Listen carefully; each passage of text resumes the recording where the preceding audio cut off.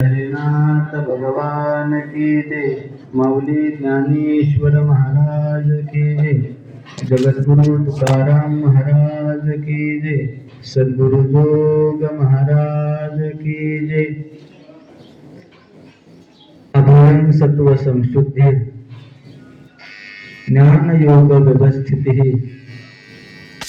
दानं तमश्च यज्ञश्च स्वाध्यायस्तप आर्जवम् अहिंसा सत्यम क्रोधस त्यागशान्तिरपैशुनम् दया भूतेष्वलोलुप्त्वम् मार्दवम् ह्रीरचापलम् अगाजगाच्या सुखोद्देशे शरीरे वाचा मानसे राहतने ते अहिंसे रूपजान नमामि सद्गुरुं शांतं सच्चिदानंद विग्रहं पूर्ण ब्रह्म परानंदम ईशं आनंदी वल्लभम.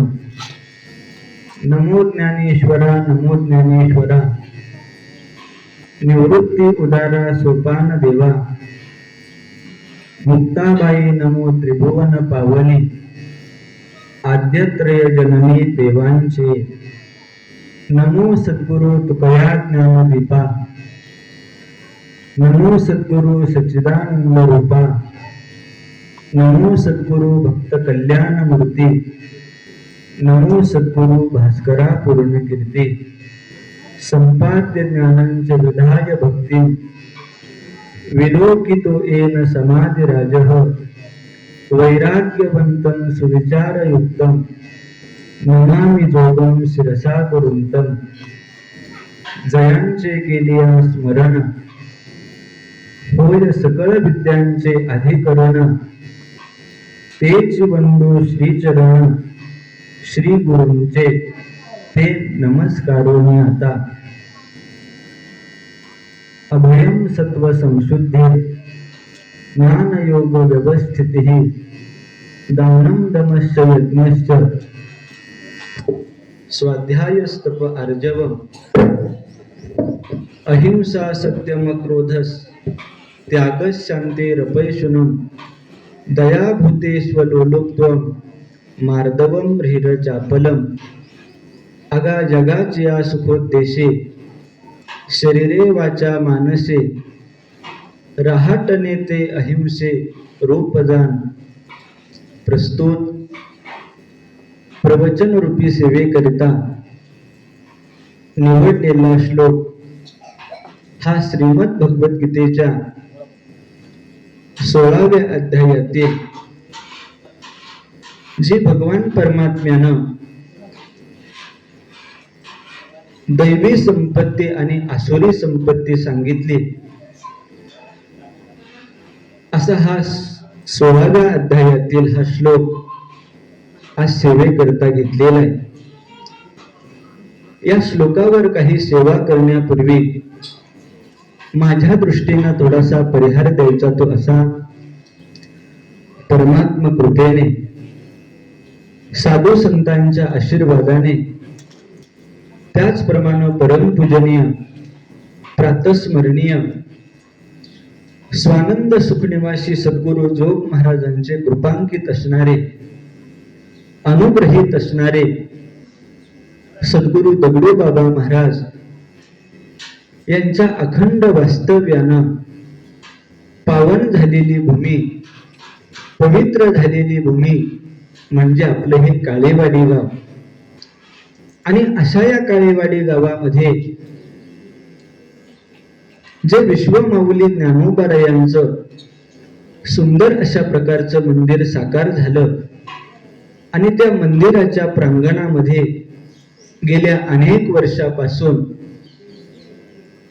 आमच्या जोग महाराज वारकरी शिक्षण संस्थेच्या सर्व गुरुजनांच्या कृपाशीर्वादानं काळेवाडीतील सर्व गुरुजनांच्या कृपाशीर्वादानं त्याचप्रमाणे परमपूजनीय गुरुवर्य काका महाराज, त्याचप्रमाणे परमपूजनीय गुरुवर्य नवनाथ महाराज आणि काळेवाडी गावातील सर्व महाराज मंडळी त्यामध्ये आमचे श्री हरिभक्ती परायण आमचे गुरुबंधू असणारे आमचे संभाजी महाराज असतील, उपमन्यू महाराज असतील, आमचे अरुण महाराज असतील, प्रवीण महाराज असतील, या सर्व गुरुबंधूंच्या सहकार्यानं, ग्रामस्थांच्या सहकार्यानं गेल्या अनेक वर्षापासून हे बाल संस्कार शिबिर आपल्या या गावामध्ये उत्साहपूर्ण वातावरणामध्ये या ठिकाणी संपन्न अशा प्रकारचं होत असतं. आणि असं आपलं हे सालाबाद प्रमाणचं शिबिर ते याही वर्षी मोठ्या आनंदामध्ये, मोठ्या उत्साहामध्ये या ठिकाणी प्रारंभित झालं. आणि अशा या शिबिराचा आजचा हा 6वा दिवस आणि त्या 6व्या दिवसाची प्रवचनाची सेवा ही गुरुवर्य काका महाराजांच्या आणि सर्व महाराज मंडळींच्या प्रेमातून ही प्राप्त झालेली. वास्तविक पाहता या ठिकाणी बसावं आणि अधिकारवाणीनं तुमच्या समोर काही बोलावं असा कुठल्याच प्रकारचा अधिकार नाही, तशी जीवनामध्ये कुठल्याच प्रकारची सेवा नाही, तशी साधना नाही. परंतु असं असताना देखील तुम्हा मंडळींच्या प्रेमातून या ठिकाणी सेवा करण्याचं सद्भाग्य हे प्राप्त झालेले. वास्तविक पाहता आपलं हे बाल संस्कार शिबिर गेल्या अनेक वर्षापासून या ठिकाणी संपन्न अशा प्रकारचं होत असतं. तसं पूर्वी आपल्या या काळेवाडी गावामध्ये हे शिबिर नव्हतं.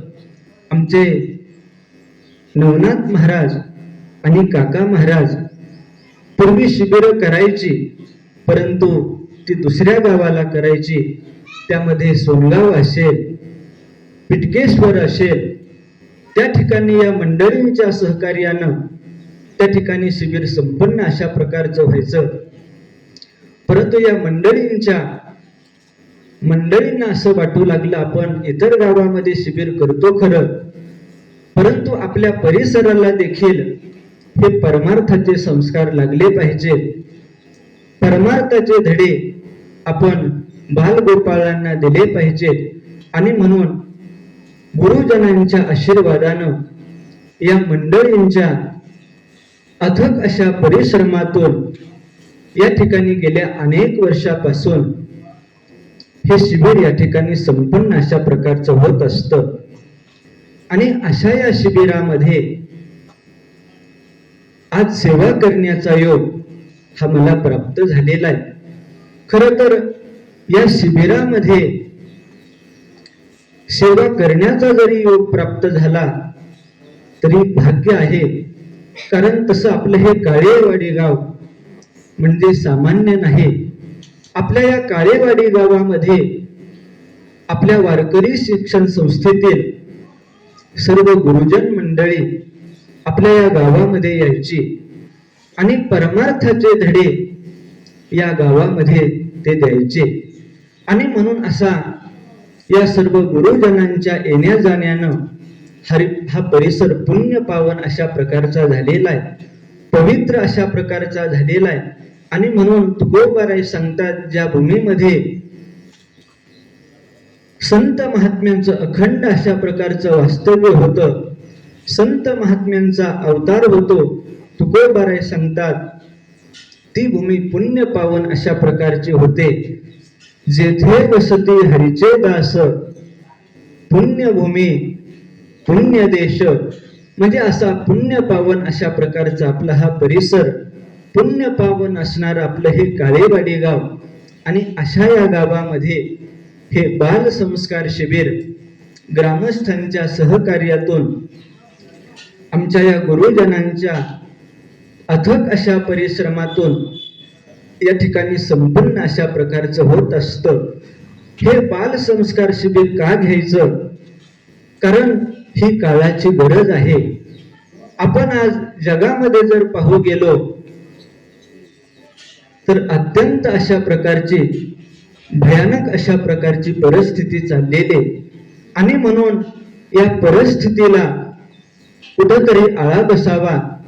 या बालगोपाळांना या परमार्थाचे धडे दिल्यानंतर त्यांचं देखील जीवन सुखमय अशा प्रकारचं होईल, संपन्न अशा प्रकारचं होईल, हाच उद्देश डोळ्यासमोर ठेवून या गुरुवर्य मंडळींनी हा मोठा अट्टहास अशा प्रकारचा केलेला आहे.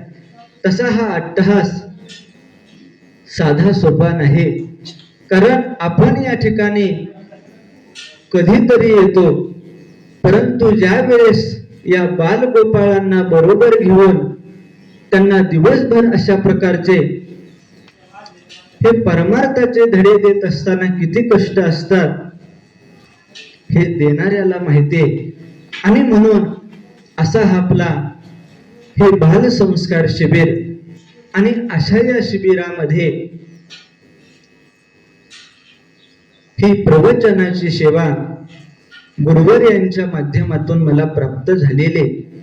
आणि या वर्षीच्या प्रवचनाच्या सेवेमध्ये भगवान श्रीकृष्ण परमात्म्यानं अर्जुनाचं निमित्त करून जगाच्या हिताकरता, जगाच्या कल्याणाकरता जी श्रीमद भगवद्गीता सांगितली, आणि त्या श्रीमद भगवद्गीतेतील 16व्या अध्यायामध्ये जी दैवी आणि आसुरी संपत्ती सांगितली, त्यामध्ये दैवी संपत्तीचा विचार हा गुरुवर यांनी या ठिकाणी करायचं ठरवले. आणि म्हणून या ठिकाणी दैवी संपत्ती म्हणजे सद्गुणांची वृद्धी जीवनामध्ये व्हावी, याच करता भगवान परमात्म्यानं ही दैवी संपत्ती सांगितली. आणि म्हणून अशा 26 गुणांचा अंतर्भाव या दैवी संपत्तीमध्ये होतो. भगवान परमात्म्यानं 26 जे गुण आहेत ते या 3 श्लोकामध्ये सांगितले. त्यामध्ये अभयम सत्व संशुद्धीर, ज्ञान योग व्यवस्थिती, दानम दमश्च यज्ञश्च, स्वाध्यायस्तप अर्जवम, अहिंसा सत्यम क्रोधस, त्याग शांतिरपैशुनम, दयाभूतेष्वलोलुप्त्वम, मार्दवम रीर चापलम. आणि पुढच्या देखील श्लोकामध्ये म्हणजे अशा 3 श्लोकामध्ये या 26 गुणांचा विचार भगवान परमात्म्यानं केलेला आहे. वास्तविक पाहता आपण या संपत्तीचा विचार जर करू गेलो तर या दैवी संपत्तीचा, तसं गुरुवर्य मंडळी सांगत असतात, एक व्यावहारिक संपत्ती आणि एक पारमार्थिक संपत्ती.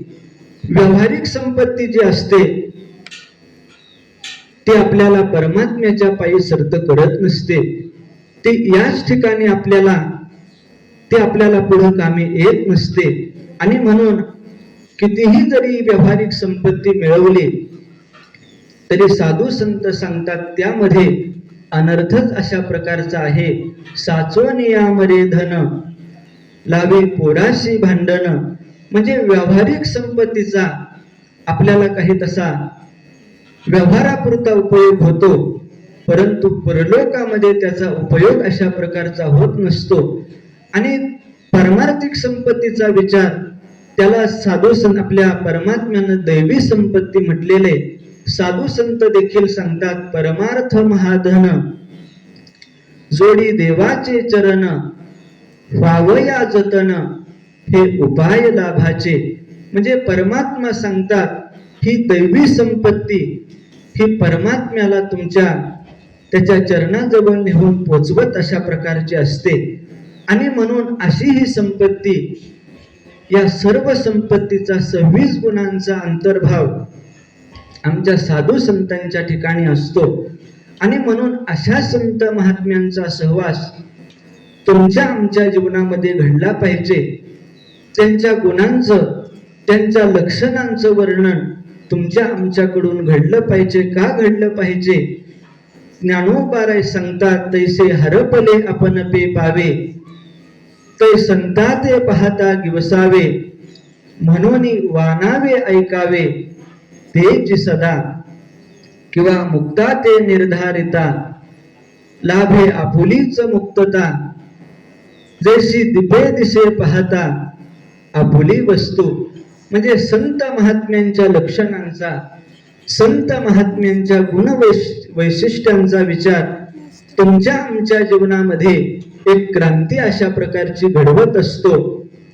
आणि म्हणून अशा संत महात्म्यांच्या जीवनाचा विचार, त्यांच्या संगतीचा विचार तुमच्या आमच्या जीवनामध्ये अत्यंत अशा प्रकारचा महत्वाचा हा सांगितलाय. परंतु संत महात्म्यांचा सहवास, संत महात्म्यांची गुणवैशिष्ट्ये हे सहजासहजी तुमच्या आमच्या अंगी हे उतरत नसतात. का उतरत नसतात? कारण संत महात्म्यांचं जीवन हे अलौकिक अशा प्रकारचं जीवन आहे. पहिली तर गोष्ट म्हणजे संत महात्म्यांचा सहवास, त्यांची संगती घडणं हीच दुर्लभ अशा प्रकारची गोष्ट आहे. कारण संत महात्म्यांचं कार्य आपण पाहू गेलो तर अलौकिक अशा प्रकारचं कार्य हे संत महात्म्यांचं असतं. आणि म्हणून तसं तर आपला हा भारत देश हा मोठा भाग्यवान आहे. कारण आपल्या या भारत देशामध्ये जसे देशभक्त झाले तसे आपल्या या देशामध्ये हरिभक्त झाले, जसे आपल्या या देशामध्ये शूर झाले तसे आपल्या या देशामध्ये वीर झाले. या सर्व मंडळींनी सलोख्यानं या सर्व जगाला आध्यात्मिक स्थैर्य प्राप्त करून दिलं. सलोख्यानं हा सर्व मानवी समाज सुखाच्या साम्राज्यावरती कसा आरूढ होईल याच विचारानं प्रेरित होऊन संत महात्म्यांनी जगाला हे सुंदर अशा प्रकारचं मार्गदर्शन केलं.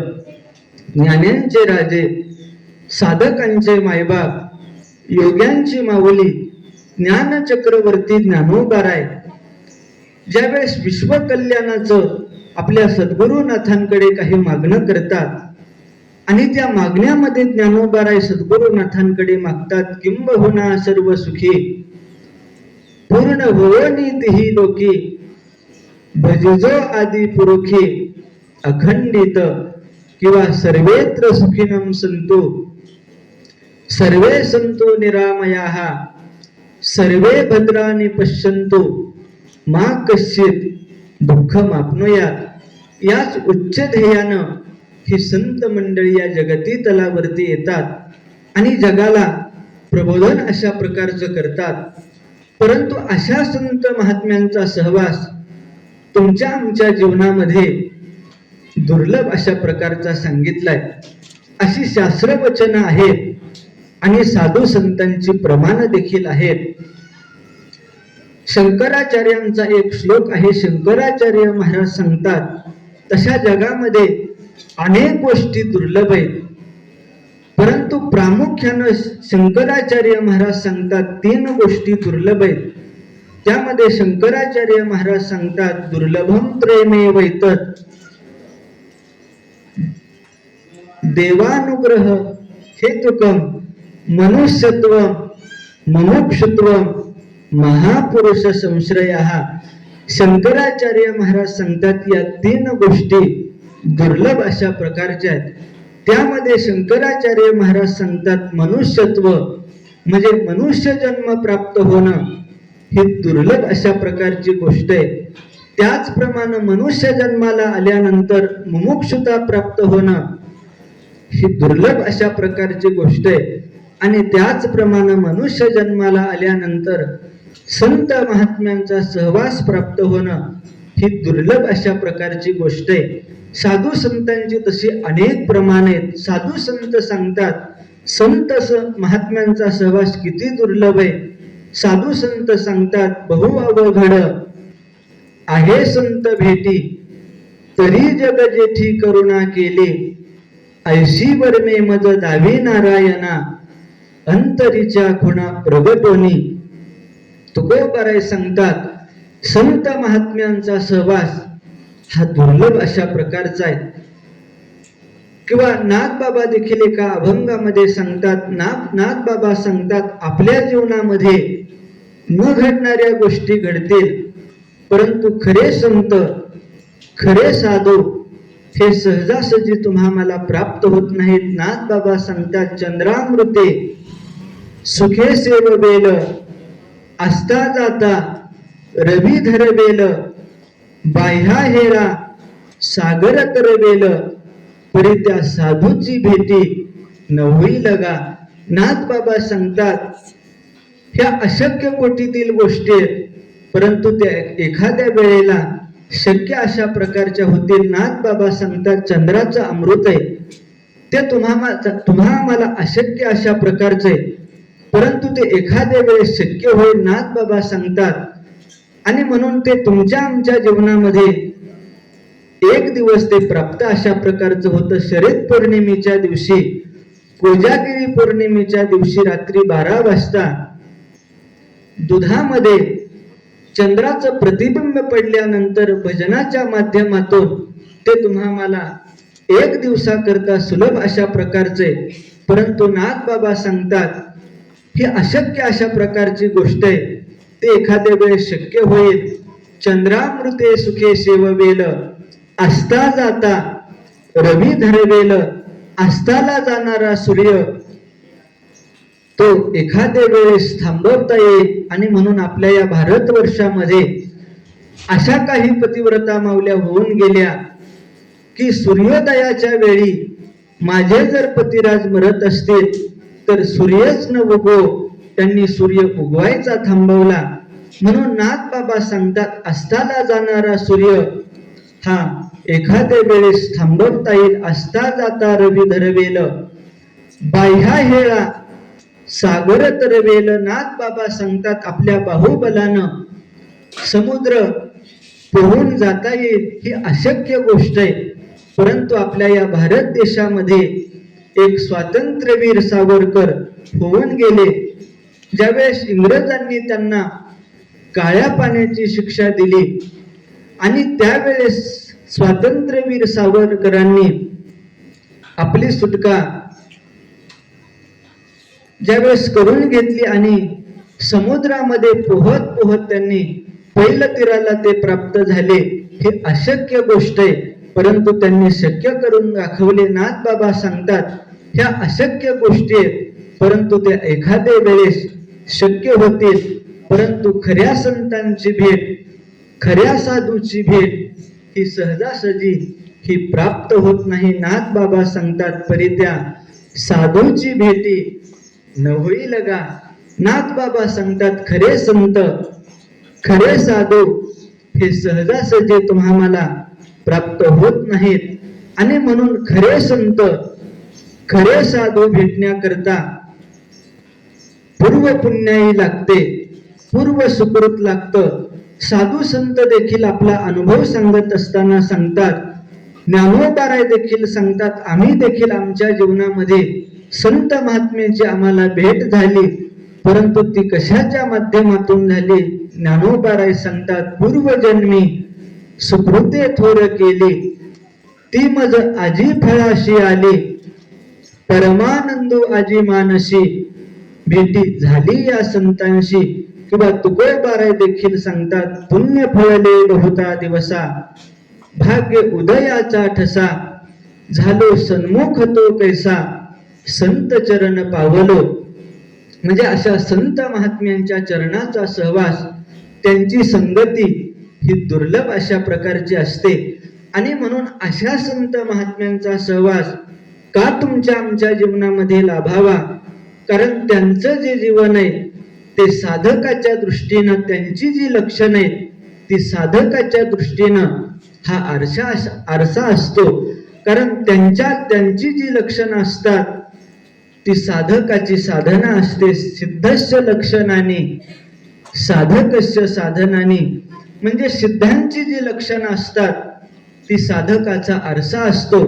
आणि म्हणून त्यांच्या लक्षणाकडे पाहून, त्यांच्या गुणवैशिष्ट्याकडे पाहून साधकाने जर मार्गक्रमणा केली तर त्याचं देखील जीवन त्याच योग्यतेला प्राप्त झाल्याशिवाय राहत नसतं. आणि म्हणून भगवान परमात्म्यानं या 16व्या अध्यायामध्ये जी दैवी संपत्ती सांगितली आणि ती 26 गुणामध्ये सांगितली. ही 26 गुण साधू संतांच्या ठिकाणी हे ओतप्रोत अशा प्रकारचे भरलेले असतात.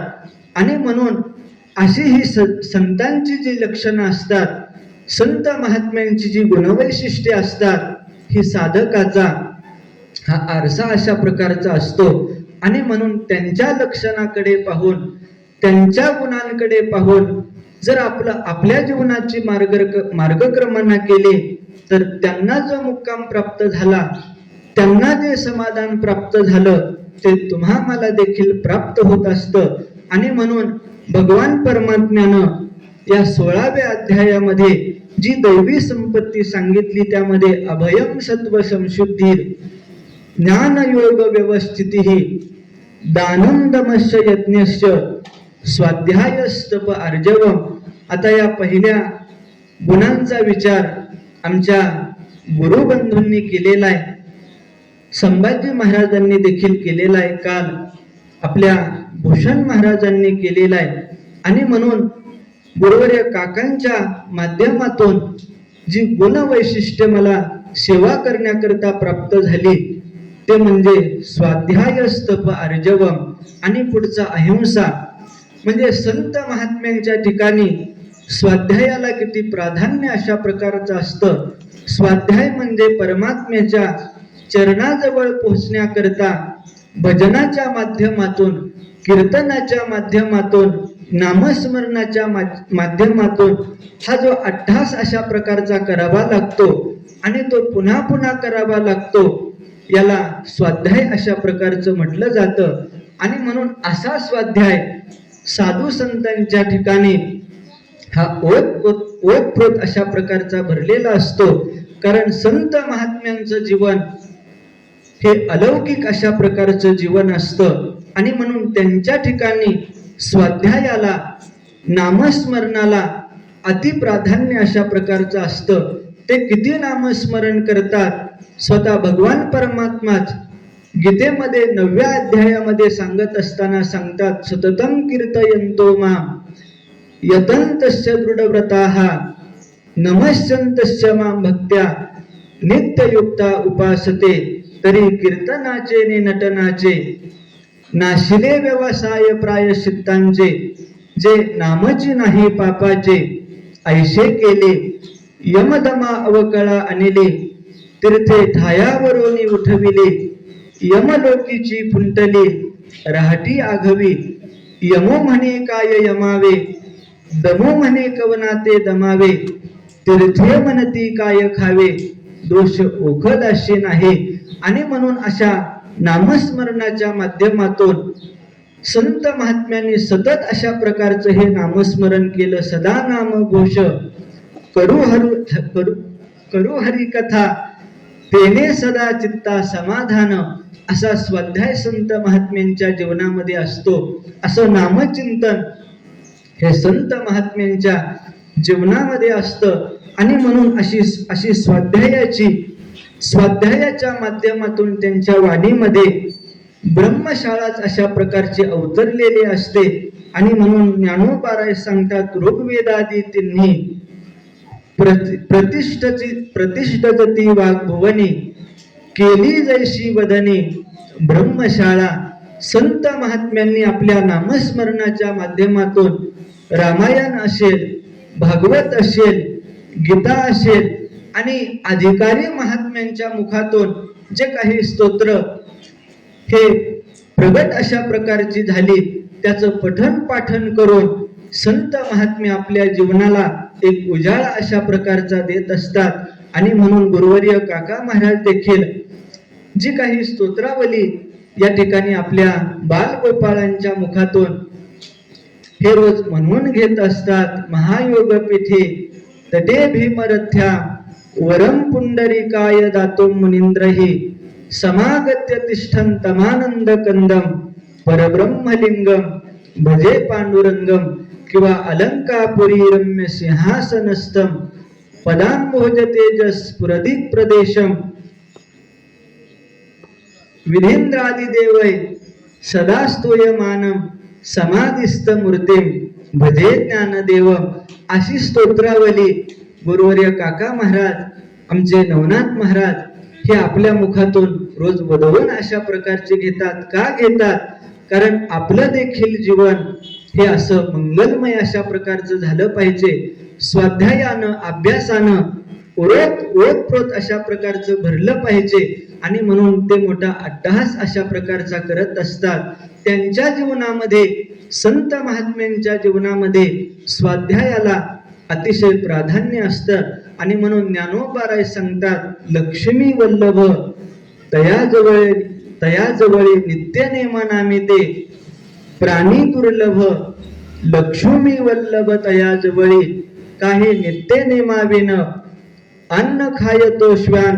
म्हणजे संत महात्म्यांचं जीवन नित्य नेमानं हे बांधलेलं असतं. आणि म्हणून उदाहरणच द्यायचं झालं, आपल्या वारकरी शिक्षण संस्थेतील जी काही ब्रह्मनिष्ठ गुरुवर्य मंडळी, खरं त्यांचं देखील जीवन याच तोलामोलाचं आहे. त्यांच्या देखील जीवनामध्ये स्वाध्यायाला अतिशय अशा प्रकारचं प्राधान्य असतं.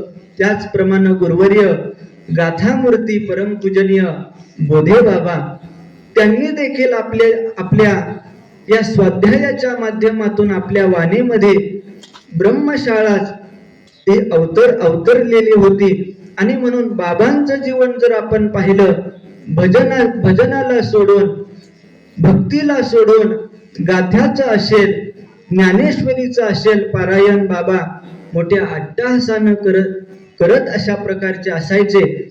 आणि म्हणून या साधू संतांच्या जीवनामध्ये स्वाध्यायाला हे प्राधान्य अशा प्रकारचं असतं. आपण काय त्या गुरुवर्यांना पाहिलं नाही, परंतु या गुरुवर्यांच्या मुखातून आपण ऐकलेले आपल्या वारकरी शिक्षण संस्थेचे खरं गुरुनाम गुरु आपले भाऊसाहेब महाराज वरोलीकर गुरुवर्य बाबांचं चरित्र सांगत असताना ही गुरुवर्य मंडळी सांगत असतात, बाबांच्या जीवनामध्ये स्वाध्यायाला किती प्राधान्य होतं. 7 दिवसामध्ये बाबा तिन्ही ग्रंथाचं म्हणजे ज्ञानेश्वरी असेल, भागवत असेल आणि गाथा असेल, या तिन्ही ग्रंथांचं आपलं पारायण बाबा 7 दिवसामध्ये पूर्ण अशा प्रकारचं करायचे. म्हणजे त्यांच्या जीवनामध्ये स्वाध्यायाला, नित्यनेमाला हे प्राधान्य अशा प्रकारचं असतं. आणि म्हणून संत महात्म्यांचं जीवन या स्वाध्यायानं हे भरलेलं असतं. आणि म्हणून आता आपल्या वारकरी शिक्षण संस्थेचे गुरुवर्य आपले मोठे माऊली, त्यांचं देखील जीवन जर आपण पाहिलं तर नित्यनेमानं हे भारावून अशा प्रकारचं गेलेलं आहे. स्वाध्यायानं भारावून अशा प्रकारचं त्यांचं जीवन गेलेलं आहे. आणि म्हणून संत महात्म्यांच्या जीवनामध्ये स्वाध्यायाला हे एक प्राधान्य अशा प्रकारचं असतं. आणि म्हणून आपल्या गुरुवर्य मंडळी दृष्टांत सांगत असतात. आपल्या वारकरी शिक्षण संस्थेचे गुरुनाम गुरु जोग महाराजांची काही शिष्य मंडळी, त्यामध्ये आपले स्वानंद सुखनिवासी सद्गुरू व्यंकट स्वामी महाराज, लक्ष्मण महाराज इगतपुरीकर आणि आळंदी क्षेत्रामध्ये जे राहत होते ते आपले मारुती महाराज गुरव. मारुती बाबांच्या जीवनामध्ये, चरित्रामध्ये असा काही भाग सांगितला जातो की मारुती बाबा आपल्या आळंदी क्षेत्रामध्ये काही वादावाद झाला आणि त्या वादावादीमध्ये गुरुवर्य मारुती बाबांना देखील पोलिसांनी आपलं जेलमध्ये बंदिस्त अशा प्रकारचं केलं. परंतु मारुती बाबांचा असा नित्यनेम होता की ज्ञानेश्वरी वाचल्याशिवाय अन्य पाण्याला स्पर्श देखील करायचा नाही. त्या ठिकाणी बाबांना बंदिस्त अशा प्रकारचं केलेलं आहे. आणि त्या जेलरनी बाबांना जेवण दिलं, पण बाबांनी सांगितलं, माझा नियम आहे की ज्ञानेश्वरी वाचल्याशिवाय, गाथा वाचल्याशिवाय मी अन्न पाण्याला स्पर्श अशा प्रकारचा करत नाही. आणि म्हणून बाबांनी अन्न पाण्याला स्पर्श केला नाही. आणि म्हणून ही बातमी गुरुवर्य मामासाहेबांना कळाली आणि मामासाहेबांनी पुण्यावरून खेडला गेल्यानंतर त्या जेलमध्ये आपले मामासाहेब गेलेले आणि त्या ठिकाणी गेल्यानंतर मारुती बाबांना गाथा आणि ज्ञानेश्वरी त्यांच्याजवळ दिली. नंतर बाबांनी ज्ञानेश्वरीचा आणि गाथ्याचा स्वाध्याय केला आणि नंतरच अन्य पाण्याला स्पर्श केला. म्हणून संत महात्म्यांचं जीवन या स्वाध्यायानं ओतप्रोत अशा प्रकारचं भरलेलं असतं. आणि म्हणून भगवान परमात्मा सांगतात, हा स्वाध्याय संत महात्म्यांचं एक गुण वैशिष्ट्य असतं.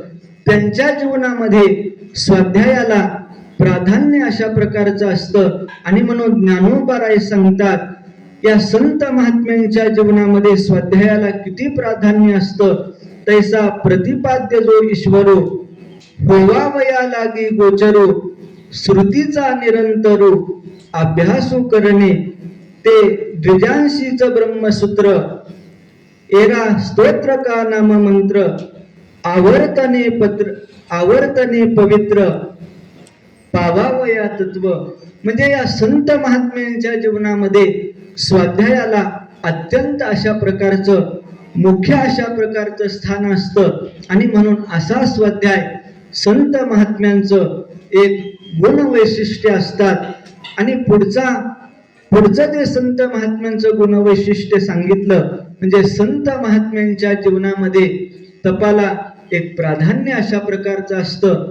त्यांचं जीवन तपनिष्ठ अशा प्रकारचं असतं. आणि म्हणून भगवान परमात्म्याच्या भेटी करता, भगवान परमात्म्याच्या प्राप्ती करता शरीराला क्लेश देऊन अट्टहास करून जी क्रिया केली जाते त्याला तप अशा प्रकारचं म्हणतात. आणि म्हणून ज्ञानोबारायांनी देखील तपाची व्याख्या करत असताना सांगितले, तैसा स्वरूपाची या प्रसरा लागी प्राणेंद्रिय शरीरा आटनी करिणी जे विरा तेची तप.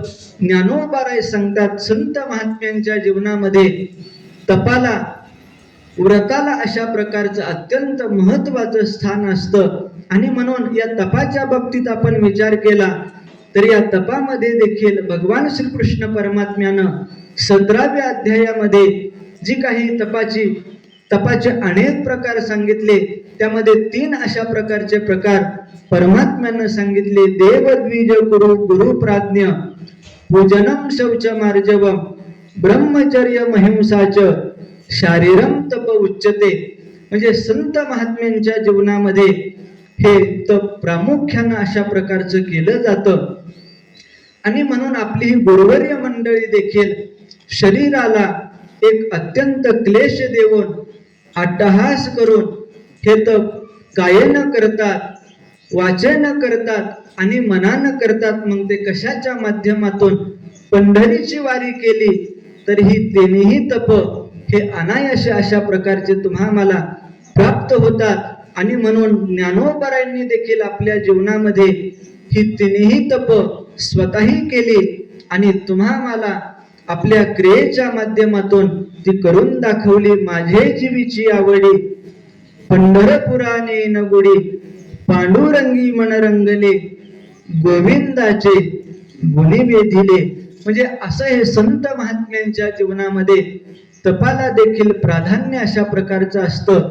आणि म्हणून संत महात्म्यांचं जीवन तपानं हे ओतप्रोत अशा प्रकारचं भरलेलं असतं. जसं स्वाध्याय संत महात्म्यांच्या जीवनामध्ये मुख्य अशा प्रकारचा त्यांचं गुणवैशिष्ट्य, तसं तप देखील संत महात्म्यांच्या जीवनातील एक गुणवैशिष्ट्य.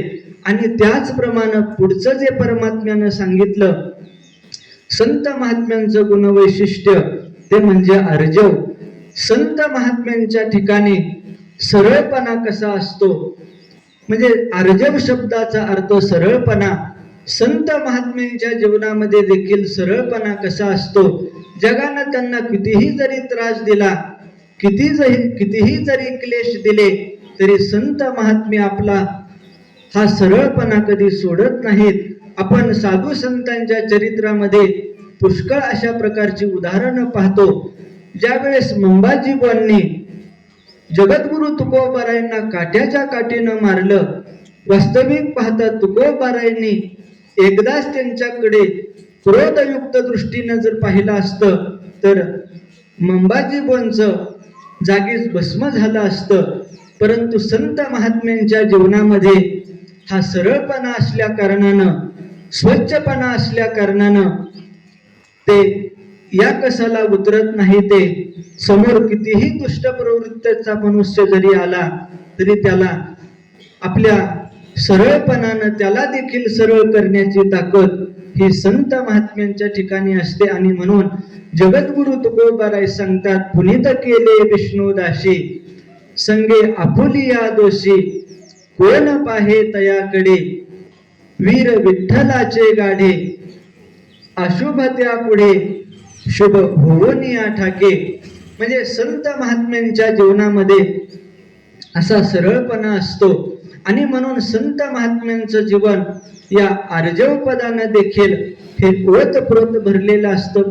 आणि चौथा गुण परमात्मा दुसऱ्या श्लोकामध्ये सांगत असताना सांगतात, अहिंसा सत्यम क्रोधस.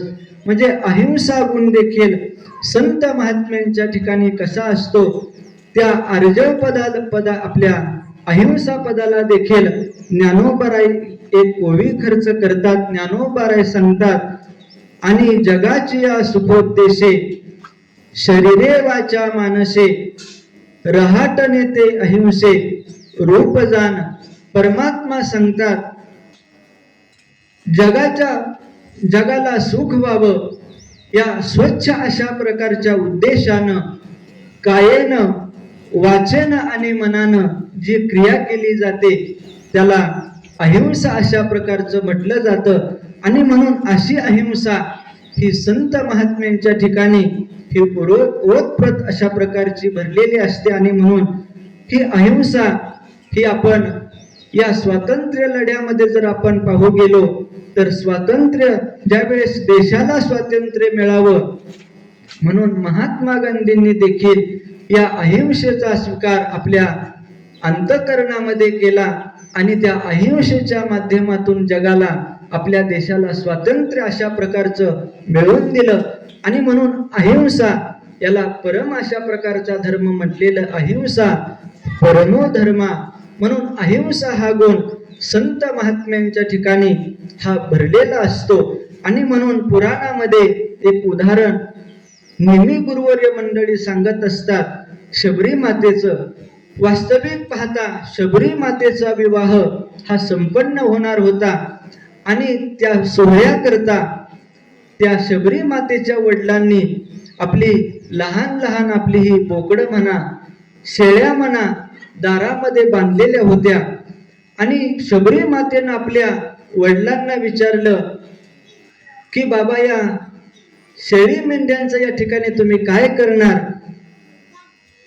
आपले शबरी मातेचे वडील शबरीला म्हणतात, उद्या तुझं लग्न आहे आणि लग्नाला येणारी जी काही मंडळी आहेत त्यांना मेजवानी देण्याकरता ही सर्व या ठिकाणी आणलेले आहेत. उद्या त्यांना कापलं जाणार आहे. आणि म्हणून एवढंच आपल्या शबरी मातेनं ऐकलं आणि कोणालाही न सांगता, माझ्यामुळं जर एवढी बोकडं मरत असतील, एवढ्या शेळ्या मरत असतील तर मला माझं लग्नच नको. म्हणून शबरी माता कोणालाच न सांगता वनामध्ये निघून गेल्या. म्हणजे शबरी मातेच्या जीवनामध्ये देखील अहिंसेला हे अत्यंत अशा प्रकारचं महत्वाचं स्थान असतं. आणि म्हणून आपल्यामुळे जगाला दुःख होईल, जगाला सुखद कशा माध्यमातून प्राप्त होईल हाच अट्टहास हा संत महात्म्यांच्या ठिकाणी असतो. आणि म्हणून परमात्म्यानं अशी ही गुणवैशिष्ट्य स्वाध्याय, तप, आर्जव, अहिंसा अशी 4 गुणवैशिष्ट्य तशी 26 अशा प्रकारची सांगितली. परंतु गुरुवर्य काका महाराजांच्या माध्यमातून या 4 गुणवैशिष्ट्यांचा विचार करण्याचा गुरुवर्य काकांच्या आज्ञेनं या ठिकाणी छोटासा प्रयत्न अशा प्रकारचा केलेला आहे. वास्तविक पाहता गुरुवर्य काका महाराजांनी ही मोठी परीक्षाच घेतलेली. खरं गुरुवर आमच्या गुरुबंधू मंडळींना ही मला नेहमी चिडवत असतात. ही गुरुबंधू मंडळी नेहमी चिडवतात, तुला देखील हे गुण जरी दिले तरी एकाही गुणाचा अंतर्भाव हा तुझ्या ठिकाणी नाही. कारण अहिंसा तुझ्या ठिकाणी नाही, आर्जव तुझ्या ठिकाणी नाही. खरं मला काका महाराज पुढचे 6 गुण दिले असते तर बरं झालं असतं.